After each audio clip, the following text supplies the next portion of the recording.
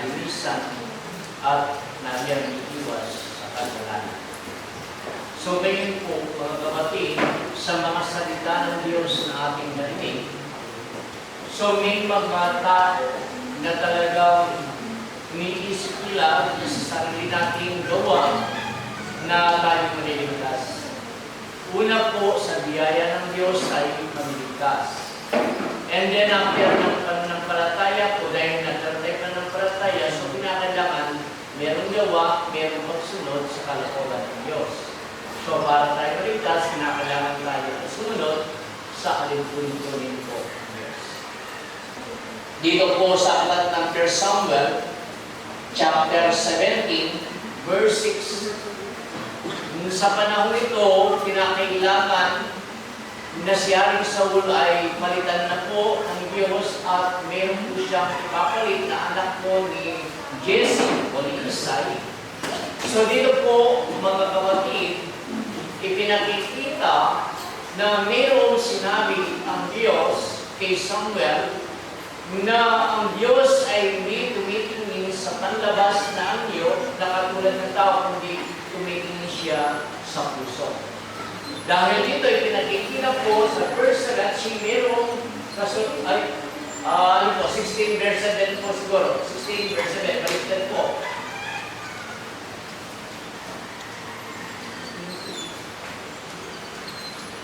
Ngunit sinabi ng Panginoon kay Samuel, huwag mong tingnan ang kanyang mukha o ang taas ng kanyang kataasan. Sapagkat aking itinakbo siya, sapagkat hindi tumitingin ang Panginoon na gaya ng pagtingin ng tao, sapagkat ang tao ay tumitingin sa mukha, ngunit ang Panginoon ay tumitingin sa puso. So ito po ang karamihan na pinanghahawakan ko kung bakit kinakailangan yung manihing pananamit, yung modest apparel. Ito po ay nire-reject, ito po ay dinidespise, at ito po ay binabaliwala lamang. Dahil ang Diyos hindi tumitingin sa panlabas na katayuan ng tao, kundi sa Diyos. Dito kasi ipinakita ng Diyos kay Samuel, dahil nakita ni Samuel si Eliab, si Abinadab, na matuno, matangkad, na yun na po ang iniisip na ito po ang papalit na magiging hari ng Israel. So ngayon po, sabi ng Diyos, ito po ang kanyang sinabi. Huwag kang titingin sa panlabas na anyo dahil maaari kang malaya. Kaya sinabi ng Diyos sa puso, tumitingin ang Diyos at hindi sa panlabas na anyo. So ito po yung kasaysayan na nangyari at ito pong napili ko na pinakabunso na nagmisay ay si David ang siya pong naging hari. In the Old Testament, sa panahon po ng David. Pero hindi ibig sabihin na hindi na po kailangan na talagang yung may pananamit na mayroong kabanalang panloob, kabanalang panlabas. Ang sabi ng Biblia, dito po, sa 5:8, mapalad ng tao na ang puso niya, ito po ay malinis at makikita niya ang mukha ng Diyos. So once na hindi tayo nagkaroon ng dalisay at malinis na puso, hindi natin makikita ang Diyos. And paano natin masasabing malinis ang puso ng tao o magiging dalisay ang ating puso sa paningin ng Diyos if na kung hindi tayo sumusunod sa utos ng Diyos. So magiging malinis ang ating puso kapag tayo ay sumusunod sa kalooban ng Diyos. So magbibigay po ako ng halimbawa. Dahil sa nila, hindi na kailangan yung panlabas ng kasuotan o mga bagay na maaaring makita. So yung kanina, narinig na mayroong panloob at mayroong panlabas po, dito lang po, pag natin kung saan, mga kapatid, yung isip natin, at 28, yun na po, yun po yung kalinisan na panlabas. kabanalan ng loob. At yan po, mga kapatid, sa lahat ng aspeto ng buhay. Sa 1 Corinthians chapter 11, verse 13, 14, 15, 16, ipinakikita ni Apostle Paul na ito po ay maaari nating makita na ito po ay isang bagay na pinalulundan ng ating mahal na Panginoon at ito po yung labas ko mo rin po kinayo. Ano po? Dela umagang ngini. Yung vacuum ko ay nakakaba. Ang sabi ko rito, hindi ba katalagangin ang natuturo sa inyo na kung may mahabang buhok, ang lalaki ay mahalay sa kanya. Datapwat kung ang babae ang may mahabang buhok, kanya po, ay isang kapunan niya. Sapagkat ang buhok sa kanya'y ibinigay na pagtakip. Datapwat kung tila mapagpugali ang sinuman, walang gayong ugali, sabi po, walang gayong ugali, kami ang iglesia man ng Diyos. So, dahil po kadong lalaki, kinakailangan hindi ayos. Kita mo makaba buwak. Then, panahon ngayon, yakanta mo din lalaki ng pampakang grupo, mas makabala pa buwak ka rin babae. So, rin naman babae mong ngini, yung maluwa mong ngini, at yung 7, 8 yan po. Kanila po. Purod. So, di mana lalaki yung kapatid, ginawa ko pa rin. Ako, may masyadong tayo, may talo pa mong bibasin nyo, siya pa, may masyadong po. Yan naman, pamaramdaman na naman kanina yan. Puta, ito na lagi naman. Alin po, po. Eh, po isipan nila. Kaluguran ako po rin gano'n, kaluguran ako, puti yung kapatid. Kasi, po sa ganito to, kung ito ako kaluguran.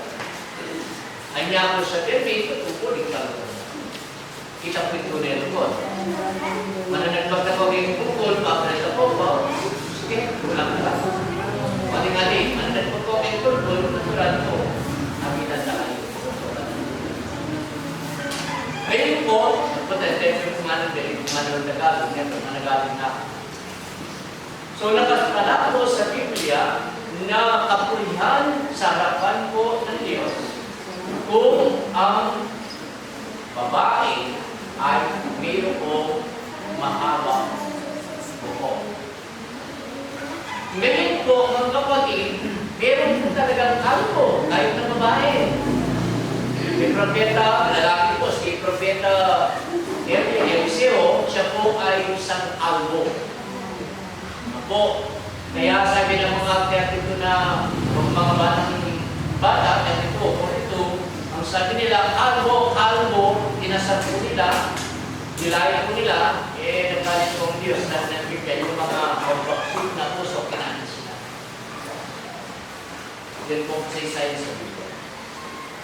Pero, mga kapatid, kung may ilan na po, minsan sabi nga po nila na umagdabukan, malulog siya, kapit kami siya, basta, kung sakali, tagalog na naman po, kung sakali po, mga kapatid, na talagang mawala yung talagang buhok natin, talagang yun ang dala ng Diyos, wala tayo. Ang pinag-uusapan po, yung kasalukuyan, na yung buhok po ninyo, pwede naman po bumaba, kaya lang pag dumating na po doon sa nasa lupa na po rin na, siyempre wala na sa ayos. Kinakailangan nasa ayos po. So ang problema lang kasi, dahil hindi nila alam, at yung iba naman dahil sabi po nila, mainit kasi, kaya ayaw ko maging mahaba, maalinsangan. Yun po ang sinasabi nila. Maraming uto, maraming balakuba, kaya minsan, hindi uto. Ang pinag-uusapan po dito ay ang pagsunod. Ngayon po, kung sakali na talagang ang buhok po ninyo, talagang ibinigay ng Diyos, talagang meron naman talagang buhok, di ba? Makikita natin, kulot. Talagang yun po talagang yung buhok po nila. Yung kulot po, nakikita ninyo, hindi po talaga mahaba yun. Hindi talagang nakikita natin, lalabog na, pero ngayon po yung kulot, nagpapatuwid na. Di ba? Betang talagang matuwid, papakulot lang. Panahon tangin yan, wala mo tao po. Ang pinag-uusapan ko dito, yung po, sinasabi ng Biblia, na ang babae kinakailangan maging mahaba. So kung wala po sa banal na kasulatan, kung hindi pa isulat ni Apostol Pablo na mga salita po ng Diyos, huwag natin paniniwalaan kung galing lang po sa amin. Pero kung ito rin nasa Biblia, ito ang dapat sundin.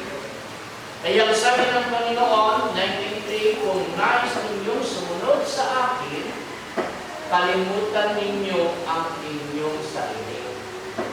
Yung nais daw po natin, yung katwiran natin, kagustuhan natin, kapag sumunod tayo sa ating Panginoon, yung kagustuhan natin, yung katwiran natin, kinakailangan ito ay magpasako sa kalooban ng Diyos. Hindi yung ating. So narinig natin kanina, kung walang kabanalan, hindi natin makaring makita. So ibaya po, niya po magtampo, niya po. Ako kumagandang, game was 20, so mga pabangkas bayo, so sabi niya ko po yung kalatuan, yung aman ng Diyos. Meaning, yung Diyos po, yung lubusang magpaunawa at magpaintindi kaya kayo, balang nito na ini po yung Diyos yung kumilos, bangka nito, nanuwang po itang agam-agam, nanuwang po itang maging talagang kakanungan tamo, yung Diyos yung magpaunawa at kapunta ng Espiritu, kapangyarihan ng Diyos, yung manangkabi kay balang nito. So, kinakailangan po, kung namin utos na ng Diyos, iya po ang dokyan tamo. Kung ano ang utos ng Diyos, kung ano po ang kalooban ng Diyos, yun po ang ating susundin. Kung natin po, pagkulay din ba po? Diyan po ang tawag na, ang parang napatin, nasabi ko, hindi mo niya pa ako. Pero pasalamat po, akin po, diyan ba po iembok po, kaya naman po makakabigisan. Yung aliwala na po rin. So, gusto din kapatid, din pakulay kayo, din aliwa po, sobra-sobra naman po itang talagang kulay ng matulog. Din aliwa, bala mo, iskoba. So, natural mo itang sipila, kaya sipin mo, makinin niya mo po, umisa ko. Yan po. Kaya po, sipugan ko, kulinig ko rin kaya ka, din kayo na kan, kasi kita dinali. Ano ka po din ko, pero tingin ko lang niya, kaya naman ako, meto rin nabot. Try ko pang sinabi ko kung black shampoo rin ang bindaan. Black shampoo ko kasi hindi ko, ano yung mix shampoo kaya. Nagdaliri ko lang, meron rin ang ko. Bisa na ba yung kaya kitang kapatiran nila sister, babasa na pala, papayag na pala dining mo. Pero shampoo kaya. Wala sa black shampoo. So ngayon po, kaya rin ang psikologi ni, kung halimbawa ng limang bagay talaga dapat at December, hindi siya kong mautang. Muli nga tanang puwapi, talakabi, talaya kaya kunin, muli nga tanong po, pwede ba natin ang pupukalat ng mga kung ano malas. Mabisa din tayo niya mo. Pero ito po, in the Old Testament, naging Diyos ang daw po rito, hindi nga aliwa po, maging ang dalang, kaya palang taong po ngayon, karoon pa natin po itang kabayo ni, kaya tatinggan na, pitas na, makasabit na, maklakad siya po kay Nepo, ating uminakbiya kayo, bala na taon po, ngayon po, itang pataran, makatulog na kayong balat. So, yun yan, nadala, mulit ang mataas na, kaya sakit ang mapalyaring matay. Bisinaldo, mga kailang anak, kasugay kayo sa kere, niya pala mga gayo, uling diyan ng tingga na siguro, mamahalin na po, eya po, 295, tunay na po siguro, darayaya po, balubog kita na. Kung sana po, niya mo may pinas balubog. Ngayon po, walang day, magisnas. So, ang bagay pa kanya po, ang minsan, maging Diyos-Diyosan niya po ng tao, maging intayaman. So, kaya po, ngayon kapatid, kinakailangan po, uling ng Diyos sana, at tayo'y nilalang ng Diyos ayon sa kanyang wangis at kanyang larawan. So, lahat po, dapat patungkulin kabanalan ang pitang modest parent, lalo na kayo pa naman ng pungin, diyan ang namin sa salitang legit, kita sikat yan, kita muso yan. Pero kung ako muso, diyan muso Diyos, kung halimbawa, naman po, masalting, pingarap-panan ng Diyos. Yung dapat ang gawan, akin po, ang baman yun, yung salita na. Po, po sa diyang bigilad na kayo, dyan akong pansinan, po, diyang bigilad kayo, diyang umat pa kayo, o kinakailangan po, ay ito lang po kinayos. Lalo po kung gustong lalo na din mga pinagwa, may makamalagwa, ay, kasanding na po nga akin. Ang domining, itangan, lalaki, babae, tangan, magsuli kami na po magpapagalan. Kaya isaw na po ang Diyos. Muli gusto kong abana na rin isasadyan, kaya tanong ang Diyos. Kaya galang kinatang mo sarili, kung ala ang gabi at pagmuberin kapangyarihan ng Diyos ang Espiritu. At kinakailangan, metong paalala, hindi ka takot sa Diyos. Dapat po tayo magkaroon ng banal na takot na mayroong panginginig. Yun nga yung palaging nag-pray ni Brother Sunny, natin kapalit po magawa. Panginoon, na kami po ay bigyan ng banal na pagkatakot na mayroong panginginig. At yan, binasa Hebrews, chapter 12, verse 14, please nandiyan po, 28, nandiyan po.